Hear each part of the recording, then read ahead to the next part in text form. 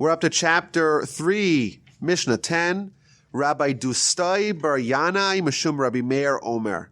Rabbi Dustai, the son of Yanai, said in the name of Rabbi Meir. He attributed this teaching in the name of Rabbi Meir. So, of course, this gives us a hint as to when he lived, because Rabbi Meir lived in the middle to end of the 2nd century of the Common Era. Rabbi Meir is a student of Rabbi Akiva. He's a teacher of Rabbi Judah the Prince. So Rabbi Dustai bar Yanai is a contemporary of Rabbi Judah the Prince. And he's conveying this teaching in the name of Rabbi Meir.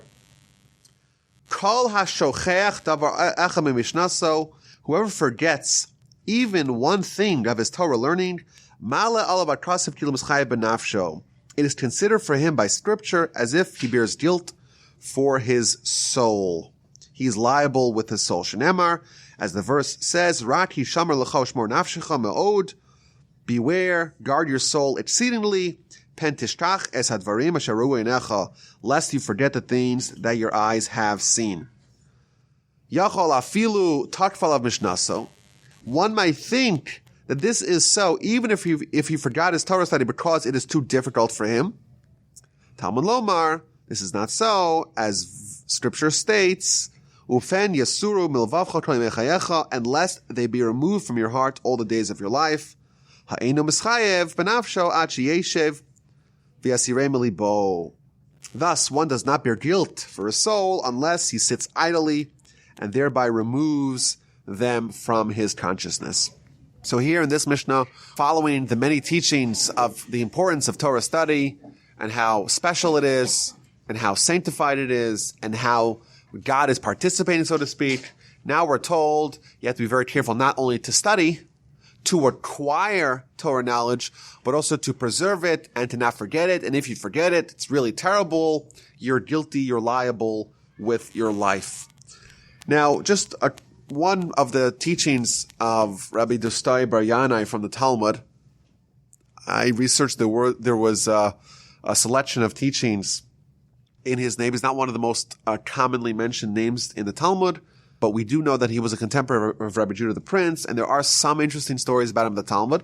I want to share one of them from the book of Bava Basra, page 10a, and this is the middle of a about 2-page discussion on the merits of charity. And in those 2 pages, there is a teaching in the name of Rabbi Dustai bar Yanai. And he pointed out something very fabulous. He says, come and see that the way that God behaves is not the way that humans behave. Why?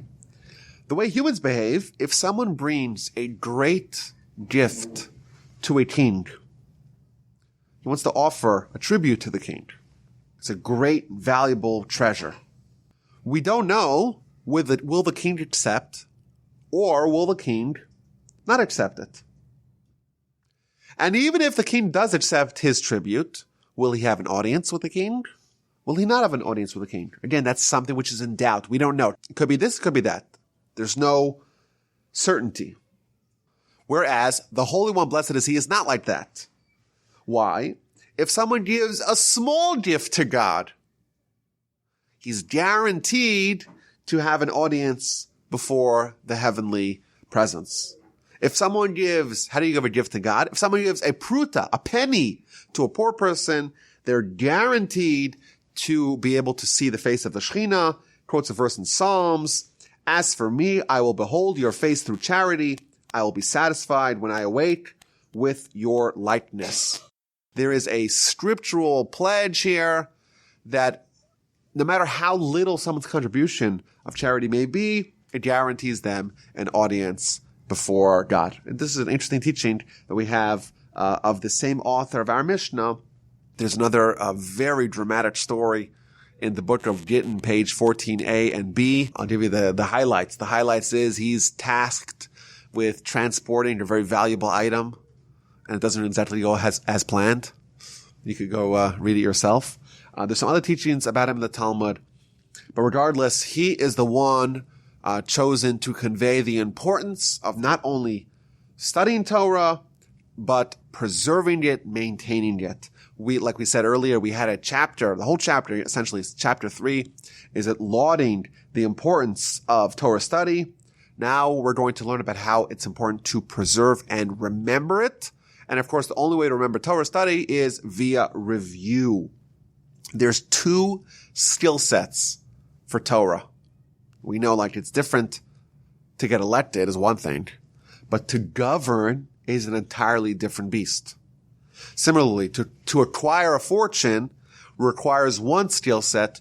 To maintain it, to preserve it, to perpetuate it requires a different skill set. With Torah, it's the same thing. You have to have both. For someone to be a truly great Torah scholar, they have to A, learn the skills and put in the diligence to acquire Torah knowledge, and B, to have the discipline to preserve it via constant review. And if someone doesn't do it, if someone forgets it, we have, again, very harsh punishment, very severe treatment that he's given. He is liable with his life. Why is it so severe if someone forgets a piece of Torah study? So the commentaries offer various interpretations. Rabbeinu Yonah, amongst others, say that, well, someone's a great Torah scholar, and someone comes with a question. The way a great Torah scholar approaches a halachic dilemma is by assimilating all the knowledge that they have into the given scenario. So they have to know really everything to be able to know everything that does or does not apply to this given situation. So my favorite example of this is a responsa from the 18th century. It's a piece of scholarship that is so incredible that if people were to create it, like normal humans like us, were to create it, it would be considered their life's greatest accomplishment. And it's one of thousands written by the great Noda B'Yehuda, who was one of the greatest rabbis of the 18th century. But basically he deals with a very salacious story about a woman who engaged in some sort of extramarital activity. But it's not so clear. There's all kinds of variables to oversee this particular question. And the actual question was, is this woman allowed to stay with her husband or not? Because a woman who is unfaithful, there has to be a divorce. That's the halacha. But we don't know what's the evidence. Are the witnesses do it? All kinds of variables in this particular question. So he starts off his response by saying, this woman must be divorced. She's not allowed to stay with her husband. What's my rationale? I'm going to present you from the entire vast seas of the Talmud 6 different reasons why you may think that it's allowed, that she could stay with her husband. And he presents this reason, again, based upon incredible grasp of all kinds of scholarship on the Talmud from the entire vast expanses of its wisdom and its law and its vast seas, as it's called in Jewish literature. So after he presents the 6 reasons why she should be allowed to stay married, he's like, okay, now I'm going to disprove all 6 of them. And he spends, again, this is literally encompassing 50 to 70 pages, depends on the size of the font. Tiny font, incredible genius to be able to look at the entire Talmud and have it totally in your fingertips to be able to present the 6 potential feasible arguments why it should be one case. And then to be able to say, no, why it's really not like that, with incredible genius and breadth of knowledge. That's really what's required of Torah giants. Now, again, there's no one today who's like that from a different era. But what were to be if someone like that would forget Torah? There'd be some part of a given scenario that they probably won't be able to have that same command because they forgot parts of it. And then what's going to be? They're going to give a ruling. And is the ruling complete? No, the ruling is incomplete. And in effect, what's going to happen is a great Torah scholar is going to rule either against Torah law or not fully getting down to all the particular variables of that question. And then what's going to be? You have someone walking up and saying, I'm going to give you the will of God, so to speak. You come to the rabbi, you say, I want to know what the will of God, I don't want your opinion. I want to know what the Almighty thinks. And then he's going to present something which is incorrect or incomplete. And you say, this is the opinion of the Almighty. Well, how could you do that? You're walking around. You're making up stories. You're fraudulently falsifying the will of God. That's very dangerous. And therefore, if you forget your Torah, you're liable with your life because this is very scary because you may present to the world something that you purport to be the will of God when really it isn't. An alternative explanation as to why someone who forgets their Torah study is warranted, or it's reasonable for them to be given such a severe punishment. They're liable with their life. They're guilty with their life. They're in grave, mortal, existential danger. Is that, like we said last week, Torah has within it protective powers. It is able to afford the people who study its Torah some degree of protection. Every single portion of Torah has within it its own portion of protection, its own modicum of protection. And therefore, when someone divests themselves of a degree of Torah, here we're told that they divest themselves as well of a degree of protection, and therefore they are more vulnerable today. Now, it's interesting, if you look at the structure of the Mishnah, it seems to kind of only talk about two extremes. It says, well, first of all, if someone forgets the Torah, they're liable for life. Well, what if it was too difficult for them? So the commentators explain it was too difficult either because of illness or because of advanced age or dementia or Alzheimer's, something like that. Then, of course, they can't be blamed. But if they sit down and they deliberately and willfully and wantonly remove the Torah, well, then they are guilty. Isn't there something in between that? Isn't there something between extreme negligence, extreme situation where you had no say in the matter? Isn't there something in between where you just forgot you were involved with other things, but you didn't sit and forcefully remove the Torah from yourself? It seems like from the Mishnah, there's really only two extremes. If you forget Torah, it's for one of two reasons. Either because you're totally innocent, it was forced out of you, either because of old age, you're totally not to be blamed at all. It was too difficult for you, so to speak. It factors beyond your control caused the Torah to be forgotten. That's one side. And the only other possibility is, as in the words of the Mishnah, you sit down and you remove them from your consciousness, as if you do something actively. Isn't there a way to passively just forget it? What's going on? So the commentaries tell us something very troubling and sad. And that is that we default to forgetting. The default is, if someone does not review their Torah study, they will forget it. And therefore, unless they actively counteract that default setting, they will forget it, and that is considered as if they sat down and they actively removed it from their heart.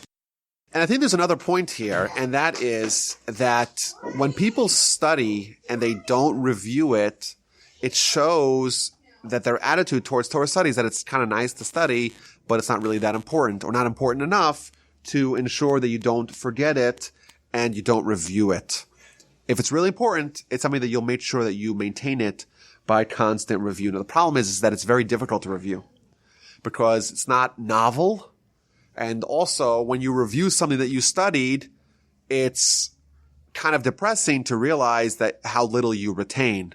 And therefore, as a way to avoid the pain of confronting how little you retain, we avoid the problem entirely by never even reviewing. There's a great story about a rabbi who used to give a daily lecture in the Talmud. It's called the Daf Yomi. There's a worldwide, I guess it's called a program, where people study a page of Talmud every day, and then every 7.5 years they finish the entire Talmud, all 2,711 pages. So there's this rabbi who would give the Daf Yomi lecture every morning, and he wasn't sure the people were kind of half sleeping. He wasn't sure how much they were retaining. So one day he did an experiment. He said, I'm going to start today's page. Instead of starting with today's page, I'm going to do yesterday's page again. And we'll see if people recognize it. It's early in the morning. They're half sleeping. We'll see what happens. So he starts, today was, let's say, page 50. He starts page 49 and he starts reading. And halfway through, one of the people stops and says, Rabbi, you won't believe what I'm about to tell you. You won't believe it. I'm pretty sure that I remember this page of Talmud from when we studied it 7.5 years ago. I can't believe it. I remember it from last cycle. We don't know if the story is apocryphal or not, but it may be apocryphal, but I think that the lesson is true. You can study something and literally the very next day not remember it, because that's just the human design. And by doing that, we're actively removing it from our head. I had a teacher once who told me that if you look on any page of Talmud, you'll see that on the way it's laid out, there's always 4 lines of Rashi on the margins above the text of the Talmud. And he said what that's telling you is that to study properly, you have to review it at least 4 times. That's considered just to study it. That's the minimum. My personal policy that I had when I was in yeshiva, at least during certain time periods, is I would study either a page of Talmud or a half a page of Talmud every day in the afternoon session. But I would begin every session by studying yesterday's portion, and then study a new page, and then review today's page again. So at a minimum, you're doing it 3 times, and then on Shabbos, the weekend, you would do all 7 pages or all 6 pages, depends on how many you did, review it again. And that way, you gain a more comprehensive grasp on the material. There are all kinds of tactics that people use. There's this one guy, he knows all of Talmud, both the Jerusalem and the Babylonian Talmud verbatim, and he wrote a book of the proper ways to, or a systematizing way of how to do it. There's a program of learning 7 pages of Talmud a day, a new page of Talmud, yesterday's page, 3 days ago's page, a week ago's page, a month ago's page, 3 months ago's page, and a year ago's page, something like that. And that way you're constantly reviewing it on an ongoing basis. The Talmud does warn us that we cannot forget any bit of Torah. We have to study Torah to a degree that if someone asks us a question, without any hesitation, without any confusion, without any fumbling for words, we know the answer right away. The Talmud also tells us, this is again a striking line, it sounds hyperbolic. It's incomparable. Someone who studies a page of Talmud or a portion or a chapter 100 times versus someone who studies it 101 times. Even though you've done it 100 times, there's still more to gain by reviewing it. And just another story. Every year in the yeshiva, the Mir yeshiva that I went to, the largest yeshiva in the world, they would have a test on every year they would go through two books of Talmud every year. And at the conclusion of every book of Talmud, they would have a test on the entire book. Not just the text of the Talmud, but also the Rashi commentary, the Tosfos commentary. An amazing test. And they would have hundreds and hundreds and hundreds of people take the entire test on the entire volume of Talmud. But then one year, they made a special program. There was a special offer. And when people would pass the test, they would get a little stipend, some little money stipend for passing the test. They made one year, they were learning Maseches Ksubas, which is one of the books of the Talmud. And they said, I made an offer, whoever takes a brand new test, a totally comprehensive test on this book when we're done is going to get $5,000, which is a lot of money, especially for someone in yeshiva. But we're not going to tell you what the nature of the test is. You have to know the material so well that you can take any test. By heart, no problems, everything. So there were only 2 people who were brave enough to face the fire. And they get in the room, and the rabbi tells them, okay, we're going to test you on the whole book of Ksubos, and the test is as follows. Start listing for me every single time on every single page of the Talmud that there is a dispute between the commentary of Rashi and the commentary of Tosfos. So if you look at any Talmud, the inner margin is Rashi and the outer margin is the Tosfos. Very complicated stuff. And very often, the Tosfos begins, Pirush HaKuntris, Rashi explained, and I'll tell you why I disagree with him. There's about 4 or 5 of them in every page. So now you have to know the content of the subject matter. You have to understand the intricacies of the disputes between Rashi and Tosfos. Go. There's 120 pages in the book. Let's hear the 500 disagreements between Rashi and Tosfos in this book. So apparently, this is a legend. This is the legend I've heard. Apparently, the 2 guys did it, and about 100 pages in, the test said, okay, I feel like you know it well enough. You've passed. And those guys are, they obviously know that book of Talmud very, very well. When I was in Esha Torah, it's a yeshiva oriented around people who are newcomers to Judaism. There were 2 guys who studied the book of Sukkah, the Talmud of Sukkah, 50 times. And they knew it backwards and forwards, upside down, every which way. They knew it. And then you have the legends of like Rabbi Akiva Eger, who was one of the giants of the end of the 18th and early 19th century, he studied Talmud like thousands of times. He studied the entire Talmud. And he had such a complete, comprehensive grasp of the Talmud. And then you have giants in modern times, like Rabbi Moshe Feinstein, for example, passed away in 1985. He studied, first of all of Talmud hundreds of times, but also all of Shulchan Aruch and all its commentaries hundreds of times. And in fact, there was one person who said, Rabbi Feinstein, how do you render such a ruling? It seems to conflict with the actual text of the Shulchan Aruch, of the Code of Jewish Law. So he responded, it's not possible. I've in fact studied this Code of Jewish Law 400 times. And you wonder if how do you know so much? Well, if you studied the Code of Jewish Law 400 times, you too will know so much. And then there's another story about him that his grandson, he told his grandson, I want to make a siyum, a celebration. I finished the Talmud. He says, I don't get it. You finish Talmud all the time. What's the big deal? Of course you finished the Talmud. Why are you making this big celebration out of it? He says, well, because I finished it for the 101st time. And the Talmud says that there's a major difference if someone finishes 100 times and someone does 101 times. And now it's 101 times I want to celebrate this completion. And then there was another story about him that they said to him, he said he wants to make a siyum. What's the siyum? He wants to finish. He finished the Talmud. He finished the whole Talmud. Amazing. But they said, understand, you finished the Talmud like 2 or 3 weeks ago. If you finish Talmud 2 or 3 weeks ago, you can't finish the whole Talmud in 2 or 3 weeks. No, even someone like you can't do that. He says to them, yes. But I get invited to officiate at weddings and all kinds of life markers. And every time there's a wedding, there's all kinds of empty white space of time. You know, they get arranging the thing and they're arranging this and they're arranging that. There's always like a half hour for downtime. So what I decided is that I started with the book of Brachos, the first book of the Talmud, and every time I go to a wedding, I take that with me. And I studied during those few minutes of downtime. And then eventually I moved on to the next book, and to the next book, and to the next book, and to the next book. And now I'm finishing the Talmud of all that little white space here, white space there. I've amassed enough time to finally finish the whole Talmud, and therefore that was kind of on its own cycle, and now I've concluded that. And again, of course, that shows us a degree of diligence that is the theme of this Mishnah. I want to end with an interesting statement that's been said. Again, I don't know its origin, but I've heard it in various different iterations, that when someone gets to heaven, everyone goes to the same place. They go to the study hall.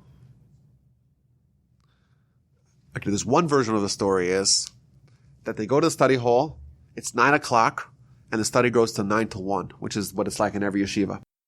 But what they do is, the clock gets broken at 9:15. So then you're there for infinite time. So if you're someone who's learned to love Torah study, it's heaven. You can get study all time.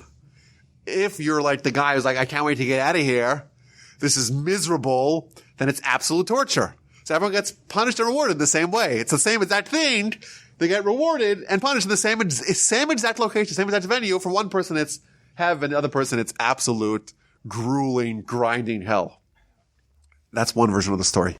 The second version of the story is, in heaven, you get to the room and it's time to study Torah, study Talmud. But you go to the bookshelves, and the bookshelves are empty. And the only amount of Torah that you could delve into is what you know, what's in your hand. And this idea relies on the statement in the Talmud, in the book of Bava Basra, page 10b, a famous story about one of the rabbis who had a near-death experience. And after he came back to the land of the living, they asked him, well, what do you see in heaven?